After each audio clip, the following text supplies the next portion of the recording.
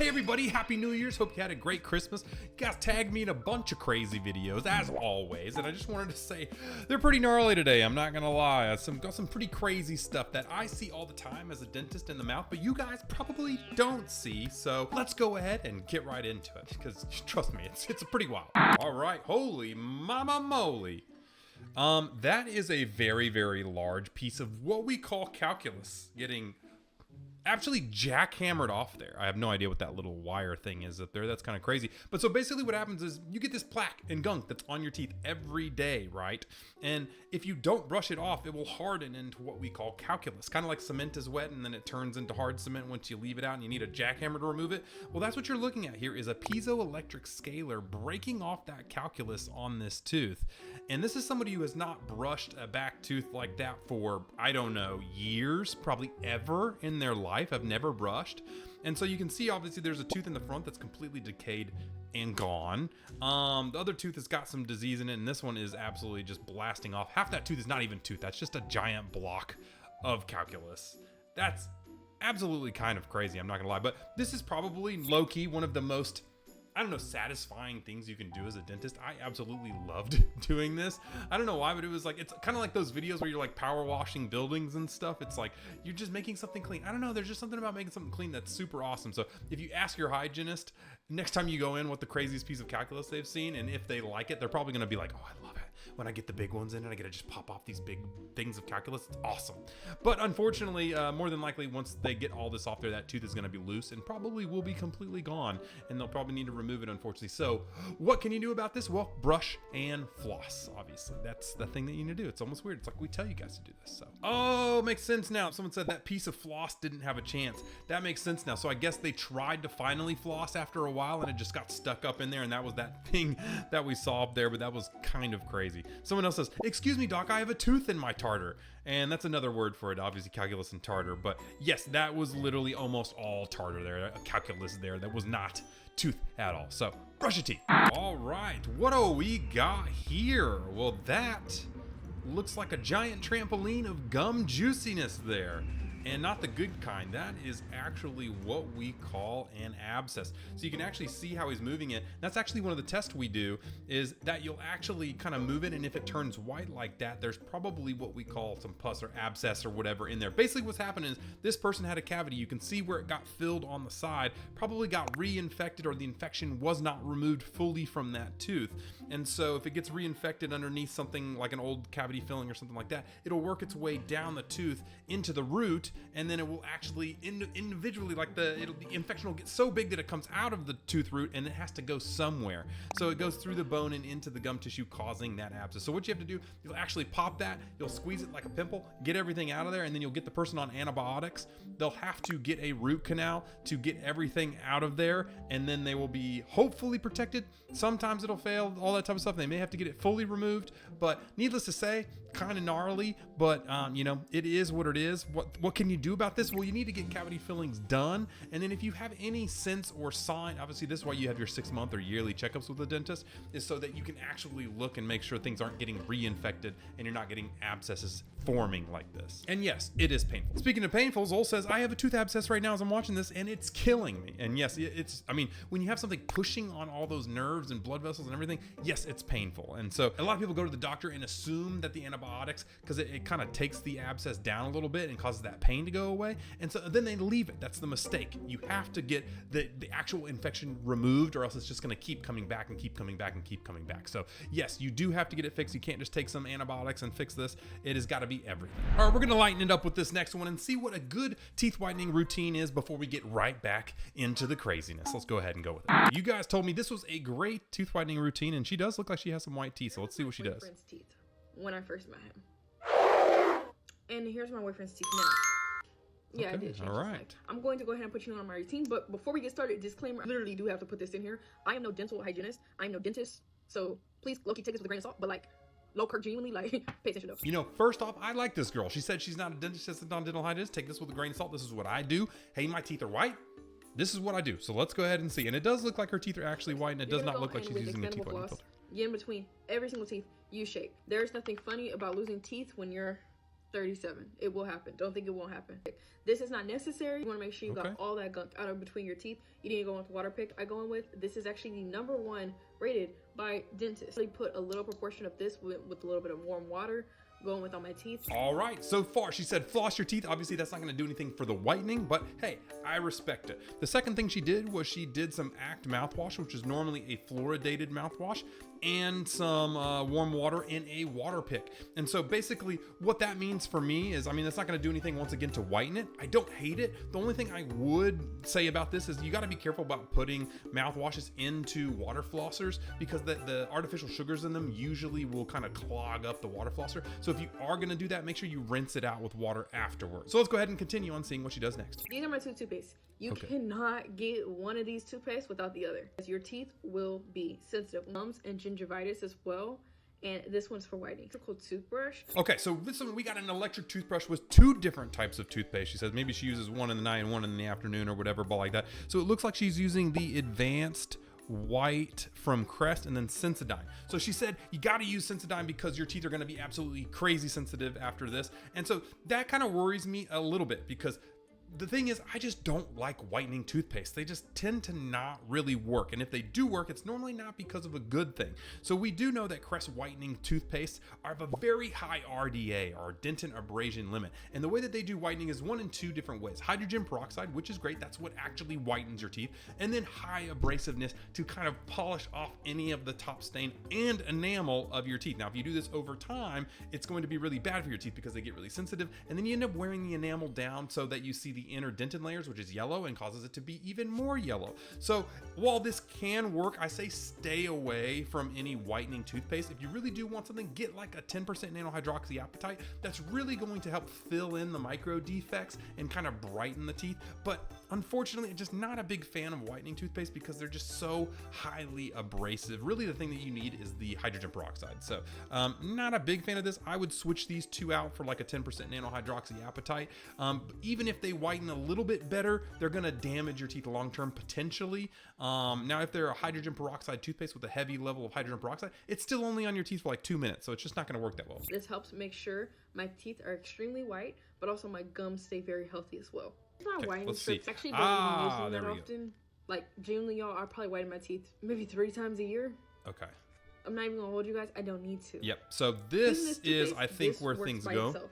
It literally is a whitening toothpaste. Okay, so that's her routine. So bingo, #4 was actually the thing that really whitened her teeth, even though she thinks it may be the toothpaste using it slowly over time. Yes, a whitening toothpaste like we went over will whiten slowly a couple little shades, but mostly it could be at a detriment to your actual enamel, unless it's just purely hydrogen peroxide and the RDA limits are less. You can search up those and see where your toothpaste ranks on that. But the actual Crest 3D whitening strips, I actually really like a lot. I mean, we even have our own whitening strips and they work really good, but Crest 3D whitening strips work really well as well, actually, you know, and I do think that's where a majority of her whitening is actually coming from. Not the toothpaste, not the water flossing, not that type of stuff. I do like the flossing, I do like all the other stuff she's doing, but if you really just are looking for white teeth, yes, hydrogen peroxide or carbamide peroxide whitening strips are really the only suggestion you should be looking at.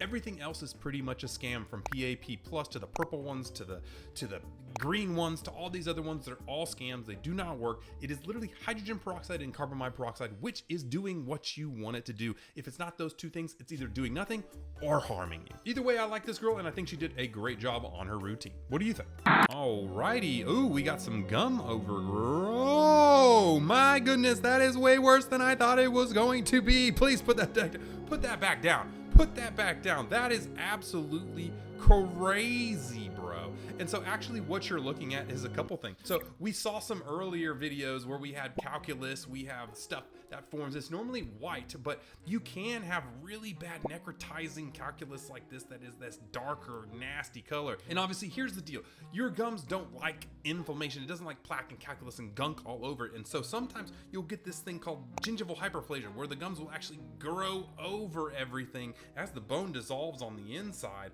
And it'll just get bigger and bigger and bigger. And what that does is make it harder and harder to clean, and just gets worse and worse and worse. And so what you're seeing here is absolutely disgusting. Not a big fan of this at all. So what is going to happen here? Well, there's a couple things you can do. I think this is beyond the point of just brushing and flossing to get it to come down. They're probably going to need a gingivectomy, where they go in and they actually remove all the gum tissue there, and then they're going to have to see what the damage is. More than likely, if it's gotten this bad, there has been some bone loss, and so they're going to have to see how much bone is around these lower teeth. If there's not a lot of bone, then they will probably lose a few teeth, and then they got to get a scaling root planning like we saw, where they take off all the gunk and nastiness around the teeth and clean it back up, and then the person has to actually brush and floss to be able to take care of it from now on. That is actually crazy. I don't think I've ever seen something that bad underneath. That's like a whole nother bacteria colony growing up underneath there. That's a whole new world that I do not want to be a part of, if you know what I'm talking about. Let's go ahead and see what the comments say. Oh my gosh, that photo was literally like what I was just saying. I was just like, and then Biba says, I just discovered a new phobia. Yeah, you know, I thought I've seen everything as a dentist, and if that walked into my office, I would be like, oh my gosh. What is happening here? It looks like everybody had the same reaction I did with all those pictures. Oh my gosh, it's so true. Needless to say, just another 100th reason why to brush and floss your teeth. All right, so what do we got here?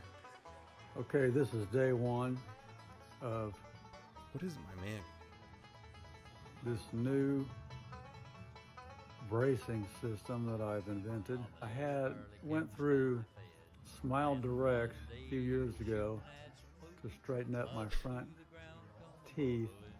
Well, they went bankrupt. It's almost like I could have told you, and maybe did tell you for the past 6 years, about the Smile Direct Club and tried to get you guys to not use it. And yes, he's very correct. They are bankrupt now, unfortunately, because, you know, they didn't work like I told you guys they wouldn't. But anyways, it looks like this man, I'm assuming, is trying to move his teeth with a rubber band around his ear, but I am confusion. Let's see what else he has to say here. I can't afford to do this again through a company, so I have come up with this operation here called Hillbilly Braces. Oh my gosh, so that is what he's really doing. He really is trying to kind of move it. And unfortunately, that's what we saw with the Smile Direct Club stuff, is there were so many people that got bamboozled there, and it didn't work. And so they had to come in and they had to get us to actually fix it, which is really stinky for them, because they had to pay a ton of money to do Smile Direct. I was like, bro, we could have done that for the same price. But anyways, there's a couple issues with this, is because the reason why Smile Direct Club doesn't work is the same reason why this won't work. One, obviously you need force over time in braces. And so obviously, unless he's gonna keep this thing around his ear all day long for the next 6 months or so, I think his ear will probably get chopped off and have a sore before he actually does any actual movement. And the other reason is he's got crowding, guys. And so you guys realize that crowding is just a puzzle piece problem, where the puzzle pieces are too big for the jaw that he's got. And so basically, in real braces, you have to do things. You have to polish between the teeth, you have to get rid of some of the space, and then you have to move things and expand things and do things that a rubber band like this is just not gonna do.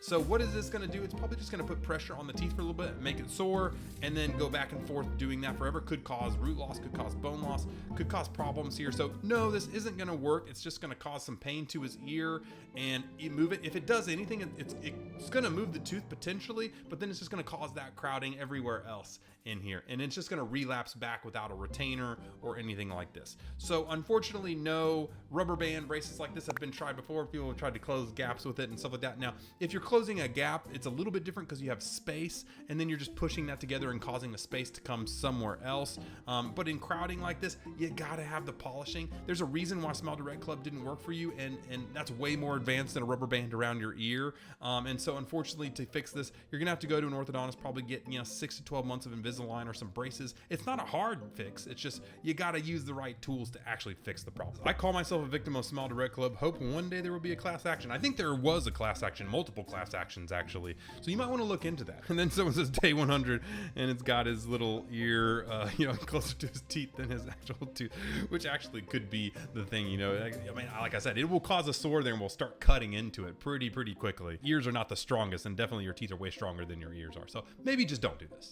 All right, what do we got here? You guys tagged me a ton of this. I'm not gonna lie, I can't speak Spanish. Someone else is gonna have to tell me what's going on here, but I do think I understand what you guys are talking about. And that's the fact that my man is missing 4 teeth. He got them all extracted.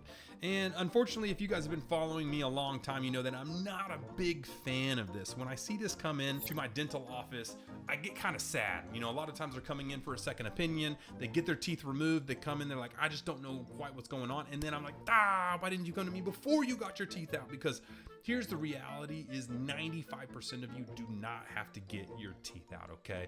There's people that are more old school that were trained in the 70s, and that was how they did it because of flaring and all these other problems which we can get into. You do not have to do that anymore with these self-ligating braces and with these new IPR techniques where you can polish around the teeth. The thing is we can expand now. We can use the self-ligating braces. We can polish between the teeth just to take away just the right amount to cause, you know, no too much flaring and things like that. And so you do not need to get 4 teeth taken out anymore. The problem with getting 4 teeth taken out is you take these out and then they're going to close the space. See, if you have crowding and overbite and stuff like that, it's probably going to get taken care of by about 1/3 of that tooth space.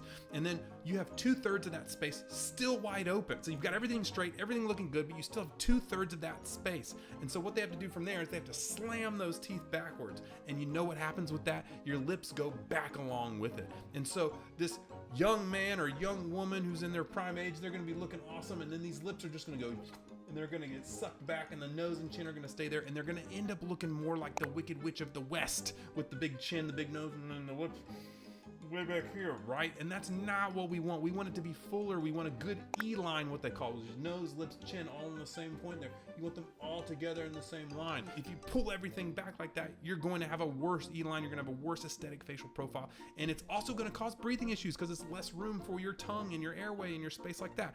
So it sucks, but no, please do not get your teeth taken out if you can help it. I mean, yes, he's still gonna have a good result and he's gonna look awesome, but there's going to be things that can cause problems later down the line. Maybe sleep apnea, you know, maybe his profile's not gonna look as good, all those things where he could have done it so much easier, better, faster, and honestly just had a way better result if he just wouldn't have gotten these teeth out. Now that being said, there is a small 5% where it's just so crowded you can't do anything, or they're what we call bimax protrusion, where their lips are just way out here and they can barely close their mouth, and then yes, okay, of course you're gonna need to get teeth out if you are a rare case like that we need to do that. But even then, still, you know, I may take out 1 set of teeth on somebody a year in our practice, and that's it shows you how rare it really is. So I don't know, what do you guys think? Did you get your teeth out when you had braces, or are you someone who got lucky and got to, you know, not have the teeth removed? Because I am so glad I did not have teeth removed.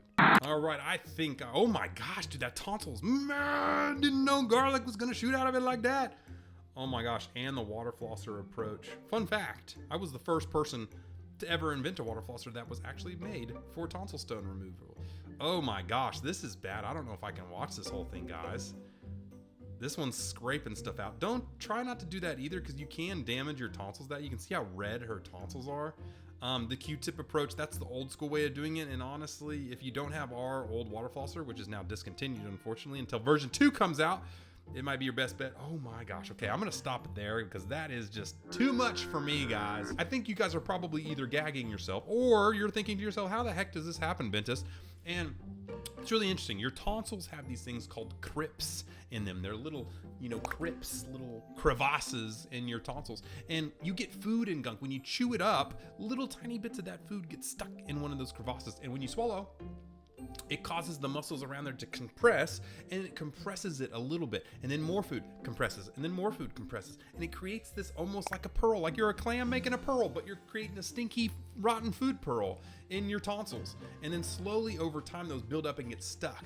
Now, you can tell if you have these if you're somebody who brushes your teeth all the time and people are like, bro, your breath stinks. Go brush your teeth. And you're like, I just got done brushing my teeth. What the heck? Another thing is you feel something scratchy in the back of your throat. That could be another thing that you find. Or 2, if you open your mouth and you see those little white balls kind of sticking out there in the back. Those are signs that you're probably somebody who gets these tonsil stones.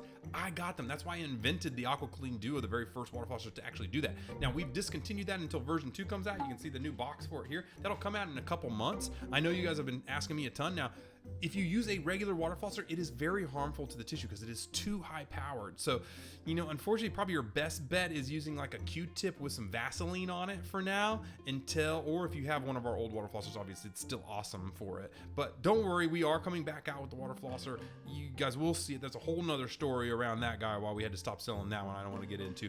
But needless to say, this is crazy and a big problem. So yeah, but once you get these removed, you can gargle with like a mouthwash or something daily to try and prevent that food from getting, you know, stuck in there over time. So either way, kind of gnarly. Eli Code says, what causes tonsil stones? Well, I just told you, you heard that one. Snow Pancake says, tonsil stones are literally the human versions of pearls. And I actually said that too. That's crazy. It's almost like you guys know exactly what I'm thinking these days. All this 6 years of educating you guys is finally working. Dick Sausage says, they smell like wonderful roses. No, they don't. And if anybody's had tonsil stones and squeezed them together and smelled them, oh my gosh, you know exactly what I'm talking about and why your breath rinks if you haven't. You know what else stinks is that this video is over. So like and subscribe. I'm getting to 10 million whether you want me to or not. I'll see you next week.